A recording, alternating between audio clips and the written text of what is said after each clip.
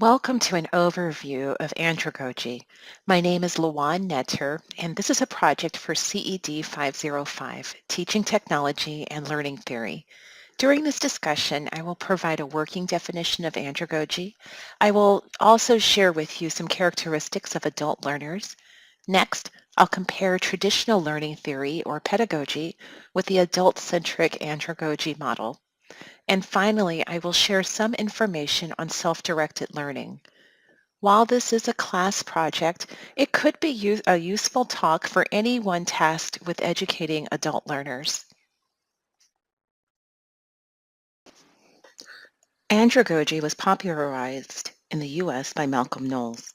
Knowles made some assumptions about adult learners that have been woven into the way we approach adult learning in many settings. I'm going to list the assumptions here, and then on the next few slides, I will talk about each principle. The first of these principles is adult learners need to know why their learning is important. The next principle is that adults already have a self-concept. Principle 3 is that adult learners come to the classroom with experience. The fourth principle is that adult learners are present because they want to learn. The fifth principle deals with adults being task or problem-centered in their orientation to learning. And lastly, while adult learners may respond to external motivators, internal priorities are more important.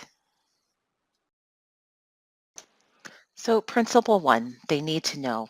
Adults need to know why they need to learn something before undertaking it.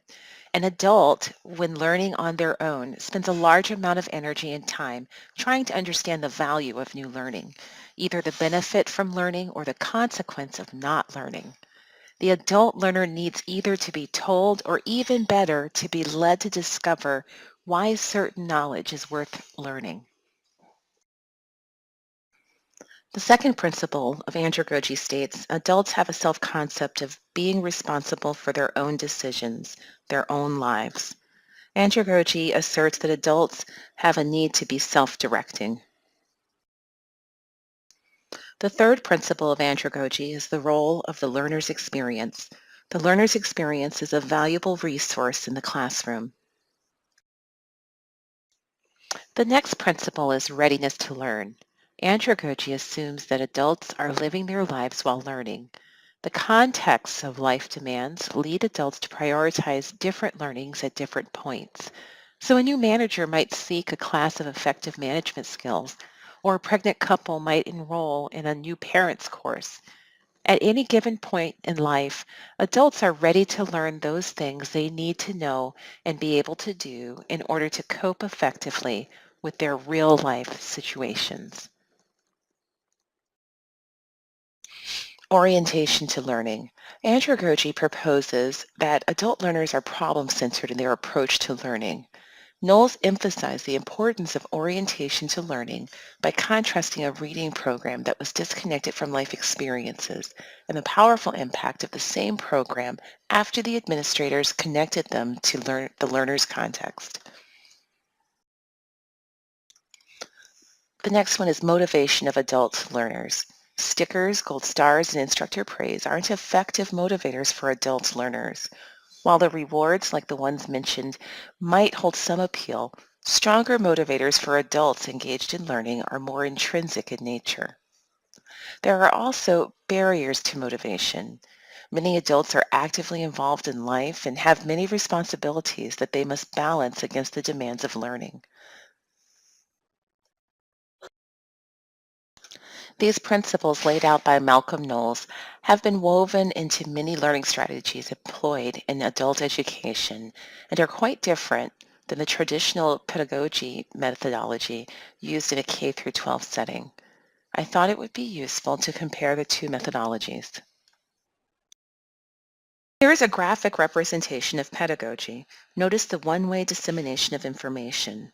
In this type of design, the instructor's experience is most influential. And here is a representation of andragogy. Notice how there is a transfer not only from instructor to learner, but from learner to instructor, as well as learner to learner. In this model, Each person's experience is valued and adds to the synergistic learning environment. The first area we'll compare between the two methodologies is preparing learners. In a pedagogy model, students are not involved in choosing what should be learned. This is left to the hands of the instructor, who decides what should be learned, how and when it should be learned, and whether it's been mastered by the learner. In an andragogy environment, learners have to help diagnose their own learning needs. Some kind of model of competency is required for the learner to be able to spot gaps they need to fill. The role of the instructor-facilitator is to help learners develop realistic expectations. The next area we'll compare is classroom climate. A classroom designed on a pedagogy model has the teacher as the authority. The classroom environment is formal and competitive. A classroom designed on andragogy is a collaborative environment where the learner's experiences are valued. The hierarchy is gone, and each person is respected and valued as an individual. It is a more informal environment that exudes warmth and trust. The next area we'll compare is planning. In a pedagogy modeled class, the teacher prepares the lessons. And as we've already touched on, in an andragogy modeled class, plans are individualized based on learner experience. The next area of comparison is diagnosis of needs. In a pedagogy model, the teacher or school administrator determines the needs of the students, while in an andragogy model, these needs are assessed in tandem with the learner. The designing of learning plans differs between the two models. In pedagogy, content is divided in subject-specific units. In an andragogy model, content is sequenced by readiness and are problem task-oriented in nature. Learning activities tend to focus on memorization in pedagogy, whereas andragogy uses experiential techniques that are problem-focused and tied to real-life experience.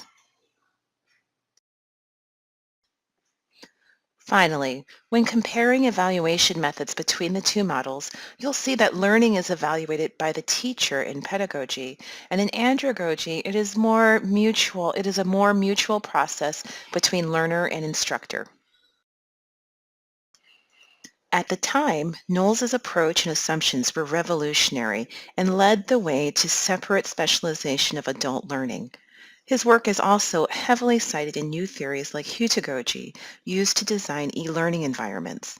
What are the big takeaways from Knowles's work? There are 4 big takeaways. Adults need to be involved in the planning and evaluation of their instruction. For adults, experience, including mistakes, provide the basis for learning. Make it relevant. Adults are most interested in learning subjects that have immediate relevance and impact to their job and/or personal life. And lastly, adult learning should be problem-centered as opposed to content-oriented. The final topic for this project is self-directed learning, which is another foundational theory to adult learning. In many ways, the theories are complementary. Knowles believed that adults become more self-directed as they mature. It is important to note that in the beginning, not everyone can be a successful self-directed learner. Models have been developed to help with assessing where a learner currently resides on the spectrum. The best-known model is called the Staged Self-Directed Learning Model, which is an easy-to-use matrix that allows learners to locate themselves in terms of their readiness and comfort with being self-directed, and it also allows instructors to match the learner's stage with an appropriate instructional strategy. As the stages progress, students become more self-directed, whereas the teacher has less control over the learning. There are 3 goals in self-directed learning: the development of the learner's capacity to be self-directed, the fostering of transformational learning.